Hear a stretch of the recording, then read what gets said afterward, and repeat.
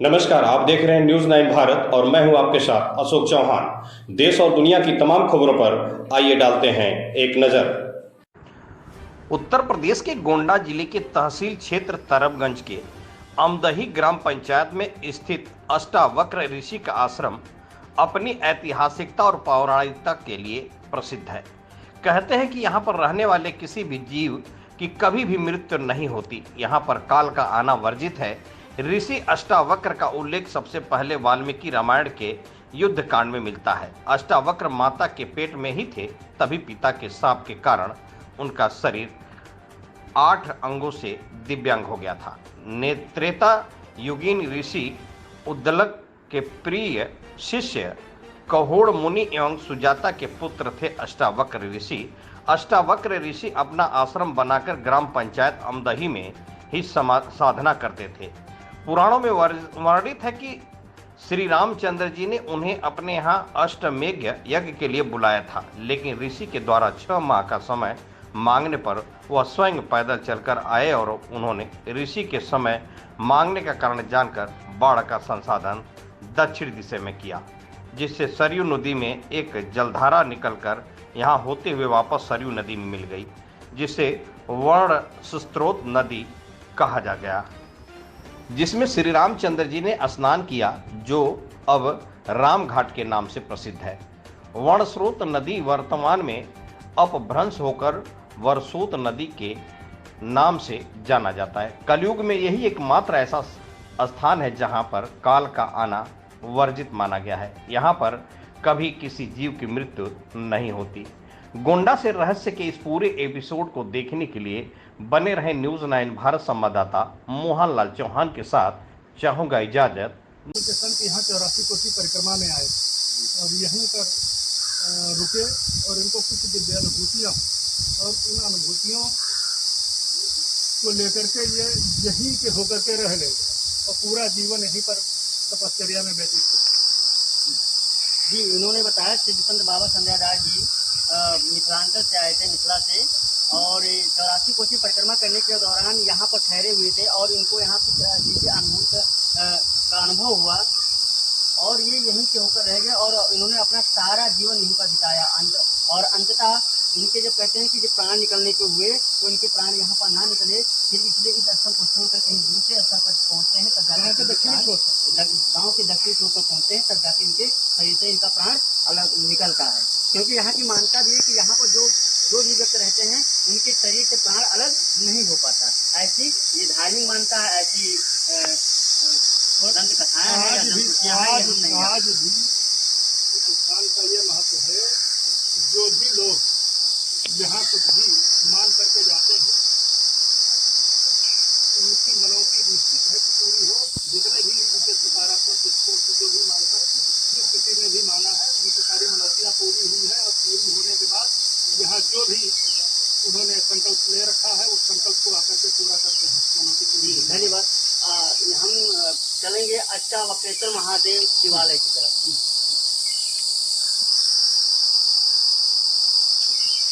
आश्रम के बारे में कई चीजों को इंगित किया गया है। इसमें जो मुख्य द्वार है के बारे में जो है पूरे जो यहाँ के स्थल हैं उन स्थलों के बारे में एक संक्षिप्त करके दिया गया है और इसके साथ साथ उनका महत्व क्या है इसके विषय में हमें मुख्य द्वार के विषय में मुख्य द्वार को दिखाया जाए। जी ये मुख्य द्वार के बाद ये प्राचीन मुख्य द्वार यही है। इधर से गांव के लोगों का आवागमन होता था।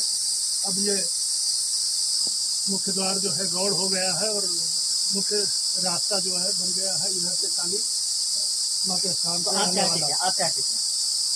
ये जो चाहते हैं ये रास्ता यहाँ मुख्य द्वार जो मुख्य रास्ता था ये मुख्य रास्ते के रूप में मुख्य रास्ता जो है वो तो बने ही और उसके साथ साथ ये जो अभी आवागमन के लिए जो प्रचलित मार्ग है वो भी बन जाए, क्योंकि चारों तरफ से पहले ये स्थल को आप चाहते हैं कि लिंक रोड से जोड़ा जाए। जी बिल्कुल जोड़ा जाए। ठीक है। अब हमें भोजनालय के बारे में बताइए। भोजनालय भोजनालय ये भोजनालय किसके कानून से है? भोजनालय वर्तमान जो विधायक जी हैं हमारे श्री प्रेम नारायण पांडे जी के निजी इसके सहयोग से बना है।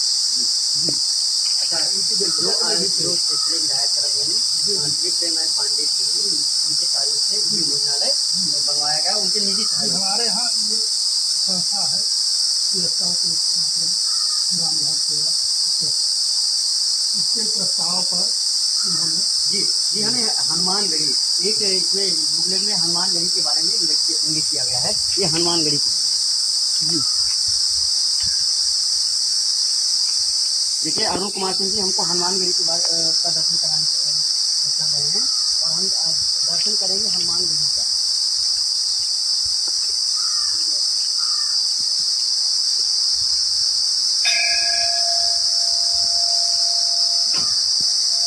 ये आप देख सकते हैं अमदही के अष्टावक्र ऋषि आश्रम में ये हनुमानगढ़ी का एक मंदिर है, बहुत प्राचीन है, पौराणिक है। और इसके विषय में अभी अरुण कुमार सिंह जी बताएंगे इसकी पौराणिकता के बारे में। जी, हनुमान जी का मंदिर है और गांव में, गांव क्या कहते हैं, ये क्षेत्र में जितने भी लोग हैं उनकी आस्था के मुख्य केंद्र है। और यहाँ पर लगभग मंगलवार और शनिवार को लगभग 1,500 से 2,000 लोग समूह एकत्रित होता है पूजन दर्शन के लिए।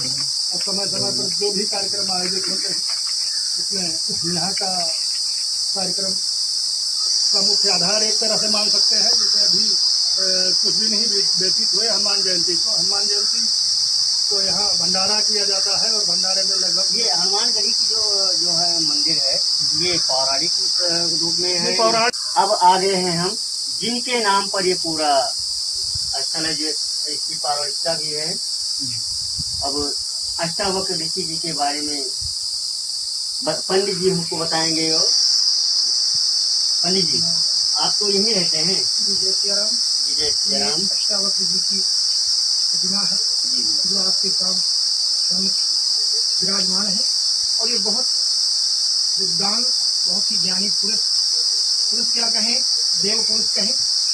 और यही हमारे इस अष्टावक्र ऋषि आश्रम के मूल आधार है। इन्हीं के नाम से स्थान का नाम भी पड़ा, अमदही का भी नाम पड़ा। और यही आप बाबा जी की सेवा में, ऋषि जी की सेवा में कब से लगे? जी, हमको 12 साल हो गए। 12 साल। आप यहीं के कहीं के निवासी? जी, हम यहीं के गांव के ही मूल निवासी हैं। ब्रजेश दास नाम है हमारा। और हम पांडे हैं और नापतोली का है। जी। अब आप इन्हीं की सेवा में लगे हुए, अपना जीवन जी हाँ यहीं अर्पित कर रहे हैं। जी धन्यवाद। अभी आपको हम दिखाए हैं कि अष्टावक्र ऋषि जी का जो ऋषि जी की जो प्रतिमा थी, जो बहुत ही प्राचीन विग्रह है, बहुत ही प्राचीन है।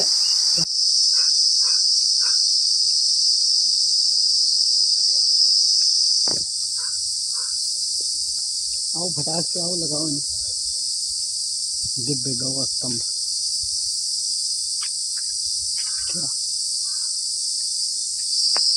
देखिएगा, हम आ चुके हैं दिव्य गौ स्तंभ के बारे में। इसके विषय में या इसके महत्व, इसकी पौराणिकता के विषय में बताएंगे अरुण कुमार सिंह जी। ये दिव्य गौ स्तंभ के विषय में बताएं। ये बड़ी सीधी सी बात है। जहाँ आश्रम होता था ऋषियों का, वहाँ पर डोमे भी हुआ था। तो ये अष्टावक्र ऋषि का आश्रम था, तो यहाँ भी डोमों का होना आवश्यक था। तो इसीलिए ये हमारे ऋषि के मंदिर के सामने ये गौ स्तंभ की स्थापना की गई थी। गौ स्तंभ में नीचे जो शिला लगी हुई है उसके 3 तरफ ऋषि जी के जीवन परिचय के विषय में उल्लेख किया गया है। तथा ये जो मंदिर की स्थापना की गई, स्थापना के बारे में, इसका लोकार्पण के विषय में पूरा विवरण दिया गया है। ये सिर्फ नाम रखा गया दिव्य गौ स्तंभ या कोई इस गौ स्तंभ का दिव्य का मतलब पौराणिक विषय नहीं होता है। दिव्य का मतलब होता है जो इसमें दिव्यता स्थापित है। तो दिव्यता यही है कि डोमे हमारा आज से नहीं, आदि से ही दिव्य रही हैं। तो गौ स्तंभ है तो जाहिर सी बात है वो दिव्य गौ स्तंभ के नाम से ही इसे रखा गया। ऋषियों के प्रतिमाएं लगी हुई हैं, जैसे परमहंस योगानंद महाराज जी हैं, और इधर युक्तेश्वर महाराज जी और लाहिड़ी महाशय जी, इधर है महाअवतार बाबा जी, और एक इधर है योगेश्वर श्री कृष्ण, और एक है जगन माता। ये शांत स्थल में हम आए हैं, क्या यहाँ पर बैठ करके कुछ मन को जी आइए हम शांत स्थल में बैठते हैं और यहाँ का अनुभव करते हैं कि यहाँ पर बैठने से क्या हमें जो मोह माया है आचार्यों आचार्यगण जो थे उन्होंने विधिवत इसका पुनर्स्थापन किया। और यह एक मूर्ति है, ये अत्यंत प्राचीन मूर्ति, और ये यहाँ खुदाई हुई थी, खुदाई में निकली थी, और कब की है इसकी जानकारी नहीं है। अच्छा, तो मंदिर में हाँ मूर्ति में ये शिव जी और पार्वती जी के विग्रह है। अच्छा, यहाँ की खुदाई में मूर्ति, ये मूर्ति प्राप्त हुई। जी जी, अभी जो अभी आगे हम चर्चा करेंगे, यहाँ जो अष्टावक्र टीला था, अष्टावक्र टीला को समतल कराया गया यज्ञशाला बनाने के लिए।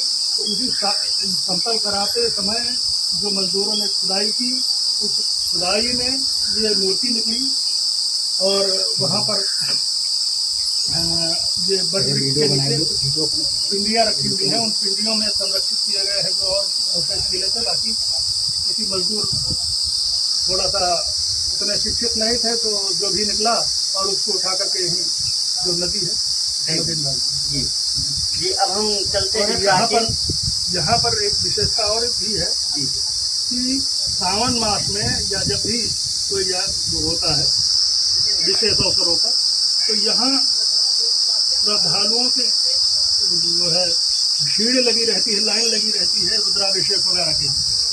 सावन में पूरे मास लाइन लगा करके यहाँ लोग रुद्राभिषेक कराते हैं। यहाँ शिव परिवार पूरा स्थापित है, यहाँ पूरा शिव परिवार स्थापित है। हम चलते हैं वटवृक्ष का दर्शन करें। दीपक का जवाब अपने आप में ही समाधित हो जाने की स्थिति। तो विश्रांत इसीलिए इस ध्यान कक्ष का नाम रखा गया, ध्यान कक्ष किया गया है। और इसमें जो आप देख रहे हैं जो प्रतिमाएं वो कहा जाता क्रिया योग के गुरु की श्रृंखला। गीता, भगवत गीता में भगवान श्री कृष्ण ने उल्लेख किया है क्रिया योग का। तो क्रिया योग की जो साधना करने वाले योगी हैं, उन योग पुरुषों की ये प्रतिमाएं हैं। इसमें जगन माता के स्वरूप में आपने देखा होगा पहली प्रतिमा लगी हुई जी। है। मैं अपने कहना में दीपक कौशल से आग्रह करूंगा कि जगन माता जी का ये जगन माता की प्रतिमा लगी हुई है। इसमें ब्रह्मा विष्णु महेश तीनों उनके दिखाए गए थे। और उसके बाद भगवान श्री कृष्ण जगन माता की जी, जगन माता ये माना जाता है कि वही से इन तीनों देवों की उत्पत्ति हुई। अच्छा, जिसको हम योग माया भी कहते हैं। योग माया नहीं कहते उनको, जगन माता ही यह है जो प्रतिसत्ता है और जिससे पूरे ब्रह्मांड का उद्भव हुआ। ब्रह्मांड क्या कह सकते हैं, जो करता धरता है। उन्होंने 3 ऐसे पुत्रों को जन्म दिया जो हमारे सृजनहार हैं, पालक हैं और संहार करता है। और उसी में से एक आप जानते हैं भगवान श्री कृष्ण के विषय में, उनको योगेश्वर भी कहा जाता है। योग का उत्पादन इन्होंने किया क्रिया योग का, और आपके ही शिष्य हुए हैं। आज भी इनके विषय में कहा जाता, महाअवतार बाबा जी, इनके विषय में आज भी कहा जाता कि ये तो शरीर थी, अभी भी हैं, वर्तमान में जीवित हैं। और उत्तराखंड के रानी खेल के आगे स्थान है द्वारहाट। द्वारहाट में पहाड़ियों में ये कहीं ना कहीं विचरण करते हुए आज भी भेंट हो जाती है लोगों की। वहीं पर एक गुफा है। क्या ये समाधि है? समाधि योगी है, और जो भी मिलता है इनसे लगभग 25 वर्ष की आयु में ही इसी आयु के आसपास इनका शरीर दिखाई देता है। अच्छा, हमने इस शांति स्थल में कई व्यक्तियों की और देवताओं की प्रतिमाएं ये गुरु हैं, ये गुरु हैं। ये गुरु है। उन्हीं श्रृंखला के विषय में बात कर रहे थे। अच्छा, क्रिया योग। क्रिया योग के गुरुओं की श्रृंखला है। इसमें भगवान कृष्ण के शिष्य हैं महाअवतार बाबा जी। महाअवतार बाबा जी के शिष्य हैं श्यामाचरण लाहिड़ी महाशय। श्यामाचरण लाहिड़ी महाशय के शिष्य हैं स्वामी श्री कृष्ण जी। स्वामी श्री कृष्ण जी से शिष्य हैं परमहंस योगानंद जी, जिन्होंने पश्चिमी देशों में जाकर के क्रिया योग के विषय में, योग के विषय में जाकर करने स्वामी विवेकानंद के बाद ये कोई भी पूर्व का महापुरुष जाकर के अगर किसी ने जागृत किया है तो वह परमहंस योगानंद है। और आज अमेरिका में नहीं, विश्व के लगभग बहुत सारे देशों में क्रिया योग की साधना करते हैं और बहुत बड़ा एक तरह से केंद्र विकसित कर दिया है उन्होंने। और अब भारत में इनके मुख्यालय 4 जगह पे हैं। मूल मुख्यालय है रांची, द्वारका, दक्षिणेश्वर कलकत्ता और नोएडा। जी धन्यवाद। हमारे साथ जुड़ चुके थे अरुण कुमार सिंह जी, जो इन्होंने यहाँ अष्टावक्र ऋषि के आश्रम स्थल के विषय में एक स्थलों का हमें दर्शन कराया और उसकी पौराणिकता के विषय में भी बताया। जी धन्यवाद। आप देखते रहिए न्यूज़ 9 भारत मोहनलाल चौहान के साथ। सक्रिय कार्यकर्ता हैं जो कोई भी कार्यकर्ता नहीं, यहाँ जो बस यहाँ का जो ट्रस्ट है उस ट्रस्ट की अध्यक्षता का। अच्छा यहाँ ये यहाँ खबरों का सिलसिला कभी नहीं थमता। सिर्फ और सिर्फ बने रहिए न्यूज़ 9 भारत पर। अब चाहूँगा इजाज़त। नमस्कार।